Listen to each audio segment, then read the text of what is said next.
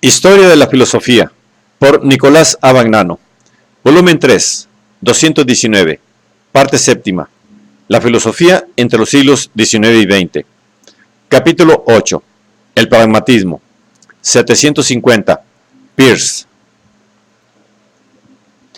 El fundador del pragmatismo fue Carlos Sanders Peirce, 1839-1914.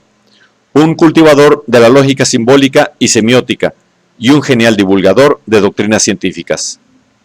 Sus escritos aparecieron en forma de ensayos y artículos en diversas revistas norteamericanas. Una primera colección, publicada en 1923 con el título Azar, Amor y Lógica, llamó la atención sobre la importancia de su obra, importancia que parece todavía mayor después de la publicación completa de todos sus escritos. En el campo de la lógica simbólica, su mayor contribución es la concerniente a la lógica de las relaciones que debía luego encontrar su sistematización en la obra de Russell. En el campo de la semiótica, es decir, de la teoría de los signos, Peirce ha vuelto a formular la teoría estoica del significado, en términos que le han dado derecho de ciudadanía en la lógica moderna. Un signo o representación es un signo o representatement es algo que está con respecto a alguno, por alguna otra cosa, en algún respecto o capacidad. El signo se dirige a alguno, esto es, crea en el espíritu de aquella persona un signo equivalente o incluso más desarrollado. El signo que éste crea lo llamo interpretante del primer signo. El signo está por alguna cosa que es su objeto. Está por aquel objeto no en todos sus aspectos, sino con referencia a una especie de idea que yo llamo el fundamento, ground, del signo. Lo que Peirce entiende por interpretante fundamento es lo que los estoicos entendían conjuntamente por significado. Lo que Peirce llama objeto es lo que los estoicos llaman cosa. Con la corrección de que el objeto puede ser una cosa cualquiera, perceptible o imaginable, e incluso, en cierto modo, no imaginable. Cuando el objeto del signo es una cosa real, el signo se convierte en una proposición, que precisamente con referencia al objeto puede ser declarada verdadera o falsa. Un rasgo original de la semiótica de Peirce es la consideración de aquel aspecto del proceso semiótico, que más tarde se llamará pragmático, o sea, de la situación en que el mismo tiene lugar cuando asume la forma de la aserción. En efecto, Peirce define la aserción como la prueba que el que habla da al que escucha, de que él cree algo, es decir, que considera una idea como definitivamente obligante en una determinada ocasión. En toda aserción existen tres partes: un signo de la ocasión de la obligación, un signo de la idea reforzado y un signo evidencial de la obligación sentida del que habla en cuanto se identifica a sí mismo con la inteligencia científica. Estas ideas de Peirce se han demostrado fecundas en la lógica y en la semiótica contemporánea, como también se han demostrado fecundas las múltiples distinciones y clasificaciones de signos que nos ha dejado en sus escritos. La tesis fundamental de Peirce es que el único fin de toda investigación o procedimiento racional es el establecimiento de una creencia, entendiéndose por creencia un hábito o regla de acción que, aunque no mueve inmediatamente a actuar, hace posible comportarse de cierta manera cuando se presenta la ocasión. Peirce admite que hay varios métodos para establecer una creencia y reconoce que cada uno de estos métodos tiene sus ventajas. El método de la tenacidad, propio de quien se niega a poner en discusión sus propias creencias, puede conducir al éxito a la persona obstinada. El método de la autoridad, prohibiendo las opiniones opuestas, puede conducir a la paz. El método a priori o metafísico, que admite solo los principios que están de acuerdo con la razón, produce brillantes construcciones intelectuales, aunque divergentes e incontrolables. Todos estos métodos tienen de común la nota de que no pueden, a base de sí mismos, ser declarados falsos. Excluyen la posibilidad de error y, por tanto, de la corrección eventual. Solo el método científico incluye en sí la posibilidad del error y está organizado con miras a la propia corrección. Yo puedo, dice Peirce, Partir de hechos conocidos u observados para avanzar hacia lo que no conozco. Y sin embargo, las reglas que sigo al hacer esto pueden no ser las que aprobaría la investigación. El criterio para ver si verdaderamente estoy siguiendo el método no es la llamada inmediata a mis sentimientos o a mis objetivos, sino que implica, por el contrario, a él mismo la aplicación del método. En otros términos, la esencia del método científico es reconocer en línea de principio su falibilidad y tener en sí mismo un criterio para juzgarse y corregirse. El falibilismo constituye así un rasgo esencial de la filosofía de Peirce. Desde este punto de vista, todos los procesos de razonamiento se caracterizan por el hecho de que tienden a corregirse a sí mismos. Y de esta manera hace la inducción que procede por muestreos y a cada nuevo muestreo corrige sus premisas. Así la deducción, cuya certeza se funda no en la ausencia de errores, sino en la posibilidad de usar controles que permiten reconocer y corregir los errores. El segundo rasgo esencial es el criterio pragmaticista del significado que expuso por primera vez en el famoso ensayo de 1878. ¿Cómo hacer claras nuestras ideas?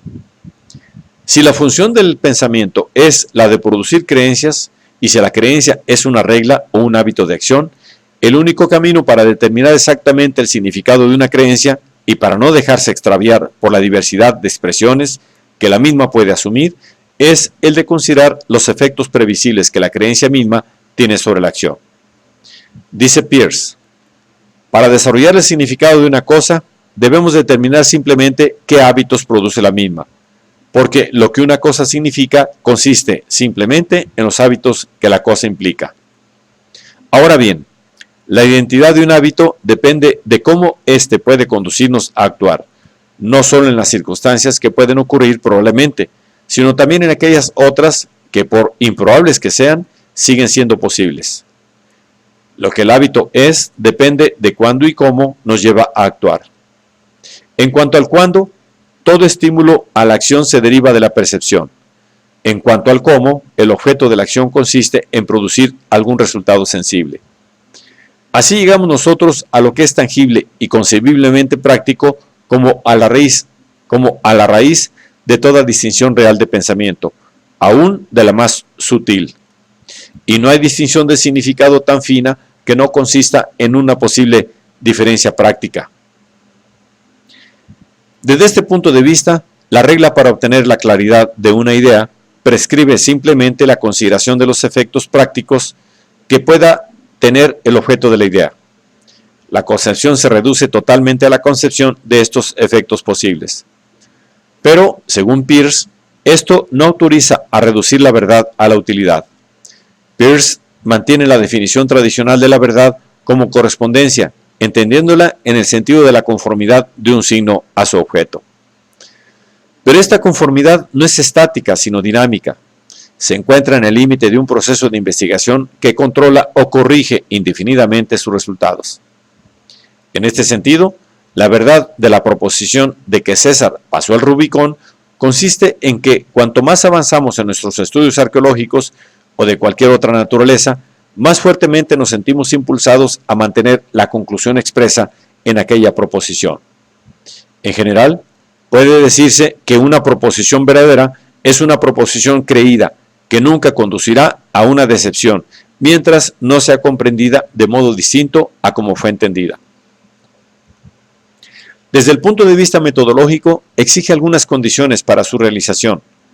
La primera es negativa y consiste en la renuncia a todo necesarismo, es decir, a toda concepción que implique necesidad en el mundo o en los procedimientos de la ciencia.